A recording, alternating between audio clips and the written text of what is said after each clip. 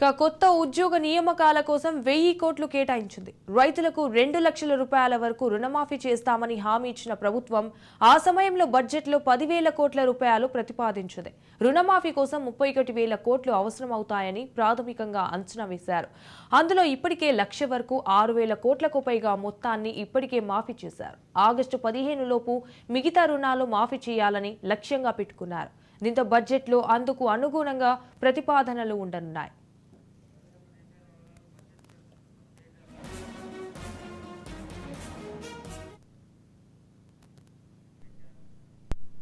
రెడ్డిగా budget కి సంబంధించి మరిన్ని అప్డేట్స్ మా ప్రతినిధి తేజ లైవ్ ద్వారా అందిస్తారు. తేజ,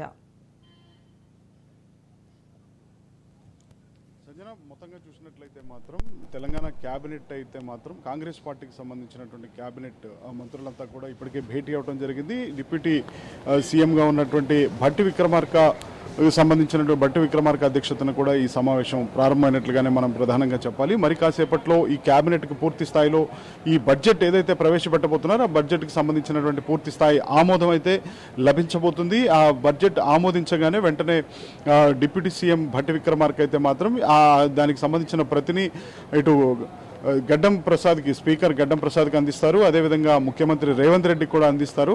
అనంతరం ఆయన మధ్యాహ్నం 12 గంటలకు ఆయన సభలో అయితే మాత్రం బడ్జెట్ను ప్రవేశపెట్టేటువంటి పరిస్థితి కనిపిస్తుంది. అనంతరం ఆ పూర్తి స్థాయిలో అయితే మాత్రం బడ్జెట్కి సంబంధించినటువంటి అంశాలు చూస్తే చాలా పూర్తి స్థాయిలో చాలా భారీగానే కేటాయింపులు ఉండబోతున్నాయి అన్నట్లుగానే తెలుస్తుంది. ఇప్పటికే 2.97 లక్షల కోట్ల వరకు కూడా ఈ బడ్జెట్ కేటాయింపులు ఉండబోతున్నాయి అన్నట్లుగా కూడా మనకు తెలుస్తున్నట్లుగానే మనం చెప్పాలి.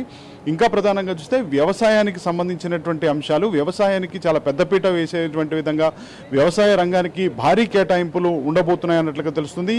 అదేవిధంగా నీటిపారుదలకు సంబంధించినటువంటి అంశాల్లో కూడా నీటిపారుదలకు కూడా భారీగా కేటాయింపులు ఉండబోతున్నట్టు తెలుస్తుంది. ఇంకా ప్రధానంగా అయితే సీఎం డ్రీమ్ ప్రాజెక్టుగా చెప్పబడుతున్న మూసీ నది శుద్ధీకరణకు సంబంధించి, మూసీ నది సుందరీకరణకు సంబంధించినటువంటి అంశాలకు చాలా భారీగా కేటాయింపులు ఉండబోతున్నట్లుగా మనం ప్రధానంగా చెప్పాలి. అదేవిధంగా ఇక రైతు భరోసాకు సంబంధించినటువంటి కూడా 6 నుంచి 7,000 కోట్ల వరకు అవసరం అవుతున్నటువంటి నేపథ్యంలో వాటికి కూడా భారీగా కేటాయింపులు ఉండేటువంటి అవకాశం అయితే కనిపిస్తున్నట్లుగానే మనం చెప్పాలి. సో మొత్తంగా చూసినట్లయితే మాత్రం అంటే కేంద్ర ప్రభుత్వం నుంచి కూడా కేంద్రం నుంచి కూడా బడ్జెట్ ప్రవేశపెట్టినటువంటి నేపథ్యంలో తెలంగాణకు గుండు సున్నా వచ్చినటువంటి నేపథ్యంలో అయితే మాత్రం అంటే ప్రతి ఏటా కూడా తెలంగాణ రాష్ట్రానికి కేంద్రం నుంచి కూడా 40,000 కోట్ల వరకు కూడా గ్రాంట్ రావాల్సినటువంటి పరిస్థితి అయితే ఉంది. కానీ ఆ విధమైనటువంటి గ్రాంట్ రావకుండా కేవలం 10,000 కోట్ల వరకు మాత్రమే వస్తున్నట్లుగా కూడా ఈడు గణాంకాలన్నీ చెప్తున్నటువంటి పరిస్థితి. ఇదే నేపథ్యంలో ఖచ్చితంగా అన్ని శాఖలకు పూర్తి స్థాయిలో వార్షిక బడ్జెట్ సమర్పించబోతున్నటువంటి నేపథ్యంలో మొత్తంగా వార్షిక బడ్జెట్ అయితే పూర్తి స్థాయిలో అన్ని శాఖలకు కాస్త పూర్తిగా అనుకూలంగా ఉండే విధంగా కూడా చర్యలు తీసుకునే విధంగా కూడా కనిపిస్తుంది. ఇంకా మొత్తంగా చూస్తే మాత్రం వ్యవసాయ రంగానికి నీటిపారుదలకు అయితే మాత్రం చాలా పెద్దపీట. ఇది రైతు భరోసాకు సంబంధించిన అంశాలతో పాటు రుణమాఫీకి సంబంధించిన అంశాలు, ఉద్యోగాల నోటిఫికేషన్ సంబంధించినటువంటి అంశాలకు కూడా కొంత కేటాయింపులు భారీగానే ఉండే విధంగా ఉండేటువంటి పరిస్థితి కనిపిస్తున్నట్లుగానే మనం చెప్పాలి. సో మొత్తంగా చూసినట్లయితే మాత్రం ఈరోజు మధ్యాహ్నం 12 గంటలకు సరిగ్గా అసెంబ్లీలో భట్టి విక్రమార్క ఆర్థిక శాఖ మంత్రి, అదేవిధంగా ఆయన డిప్యూటీ చీఫ్ మినిస్టర్గా కూడా ఉన్నారు. ఆయన బడ్జెట్ అయితే మాత్రం ఇటు అసెంబ్లీలో బడ్జెట్ ప్రవేశపెడతారు. శాసన మండలిలో మాత్రం మంత్రి శ్రీధర్ బాబు శాసన మండలిలో ఆయన బడ్జెట్ ప్రవేశపెట్టబోతున్నట్టుగా కూడా మనకు తెలుస్తుంది.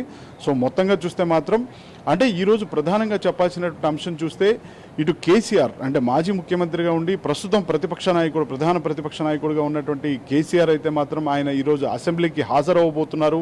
బడ్జెట్ కేటాయింపులు అంటే కాంగ్రెస్ పార్టీ పూర్తిగా వైఫల్యం చెందింది, కాంగ్రెస్ ప్రభుత్వం పూర్తిగా వైఫల్యం చెందింది. తెలంగాణకు అంటే పలుమార్లు రేవంత్ రెడ్డి ఢిల్లీ పర్యటన చేసినప్పటికీ, కేంద్ర మంత్రుల్ని ప్రధానమంత్రుల్ని కలుస్తున్నప్పటికీ పెద్దన్న పాత్ర పోషిస్తున్నారు నరేంద్ర మోడీ అని చెప్పి పదే రేవంత్ రెడ్డి ఎప్పటికప్పుడు ప్రస్తావించినప్పటికీ కూడా అంటే ఆ విధంగా కూడా కనీసం రాష్ట్రం ఊసే లేకుండా ఉండటం అనేటువంటిది, తెలంగాణ ఊసే అనేటువంటిది బడ్జెట్లో లేకపోవటం అనేటువంటిది చాలా దురదృష్టకరమైనటువంటి అంశంగా కూడా దానిపైన పూర్తి స్థాయిలో తీవ్రంగా అంటే ఉద్యమించడానికి లేదంటే ఆ గళం విప్పటానికి స్వరం విప్పటానికి ప్రజల పక్షాన మాట్లాడటానికి తెలంగాణకు జరుగుతున్న అన్యాయం గురించి ప్రస్తావించడానికి అయితే మాత్రం ఈరోజు కేసీఆర్ అయితే ఖచ్చితంగా హాజరవుతారు అనేటువంటి పరిస్థితులే కనిపిస్తున్నాయన్నట్లుగా కూడా చెప్తున్నారు. సో మొత్తంగా చూస్తే మాత్రం ఈరోజైతే బడ్జెట్ అనంతరం బడ్జెట్ మీద అయితే మాత్రం పూర్తి స్థాయిలో వేడిగా అయితే చర్చ కూడా జరగబోతుంది అన్నట్లుగా కూడా మనం చెప్పాలి సంజన.